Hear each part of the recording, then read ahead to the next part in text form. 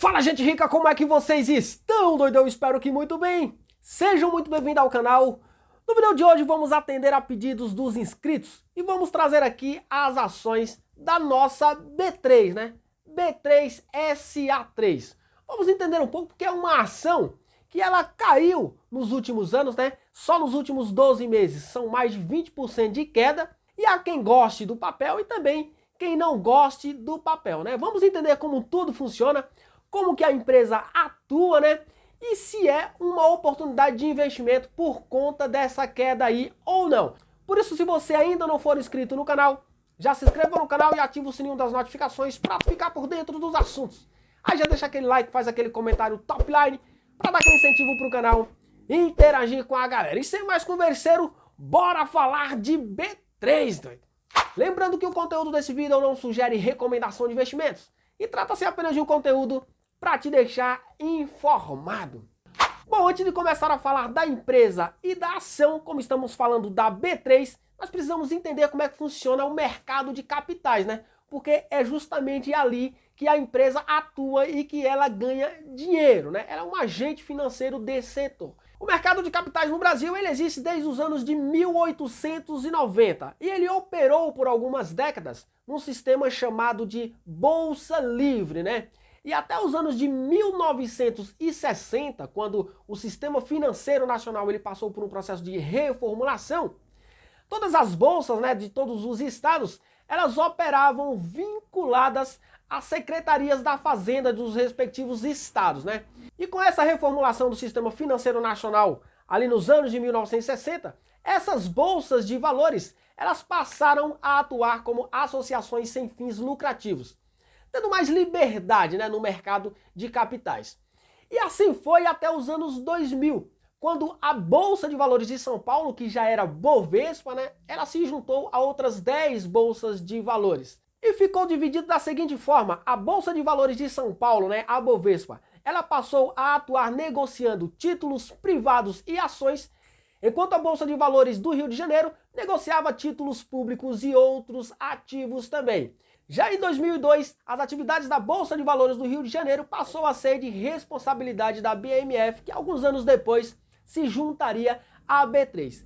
Então, se tornou um monopólio. A Bolsa de Valores de São Paulo, a B3, é o monopólio do mercado de capitais brasileiros, né? Mas a Bolsa de Valores do Rio de Janeiro, ela deixou o mercado aí por conta de um vaso do inimigo chamado Naginarras, que quebrou a bolsa na época, né?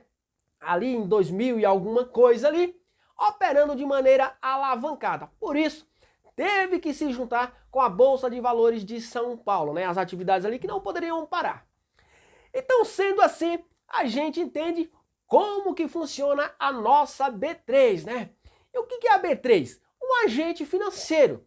E se estamos falando de um agente financeiro, ele ganha dinheiro ali em cima de taxas e emolumentos conforme acontecem as negociações. Agora, por que as ações da B3 elas vêm caindo nos últimos anos, né?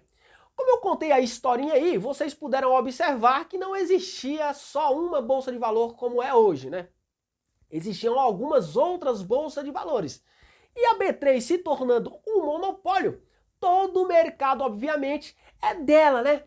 E o que aconteceu nos últimos anos? Começaram a surgir aí informações de uma concorrente para a B3. Sendo assim, o mercado começa a bater nas ações, né? Porque agora ela teria que dividir o mercado com o concorrente. Então o mercado fica aí com essa expectativa e as ações da B3 acabam não andando. Agora, vale a pena investir nas ações da B3, visto que apenas ela atua nesse setor? Todo o mercado é dela, toda a receita é dela? Como estamos falando de um agente financeiro que não atua no setor bancário, né? Os concorrentes da B3, entre aspas, acabam sendo outras empresas, né?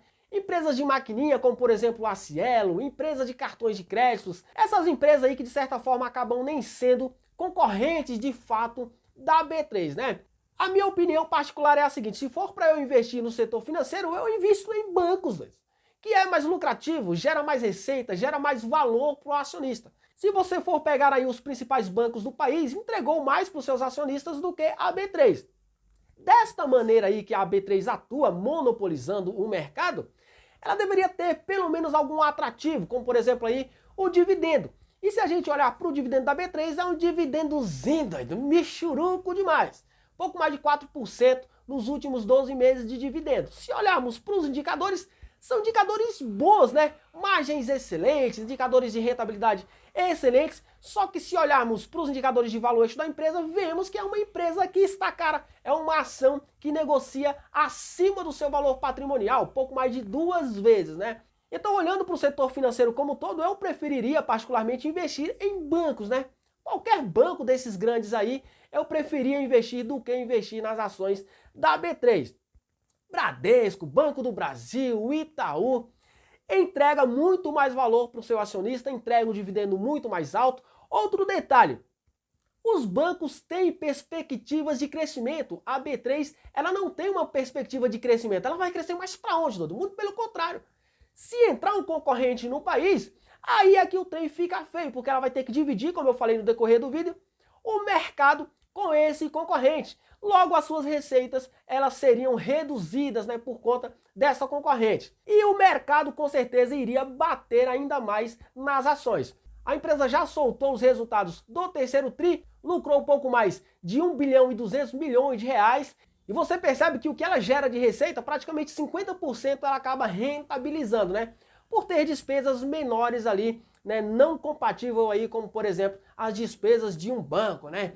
E não tem ali o risco também que tem atrelado a um banco. Tem esse diferencial também. Porém, o investidor ele procura rentabilidade e crescimento. Ele deve procurar isso. Ele não deve procurar apenas rentabilidade. E a B3, por lucrar isso daí, por conseguir rentabilizar praticamente metade da sua receita, ela deveria entregar mais para o seu acionista, deveria ter um yield maior para se tornar atrativo para os investidores decidirem investir nos seus papéis.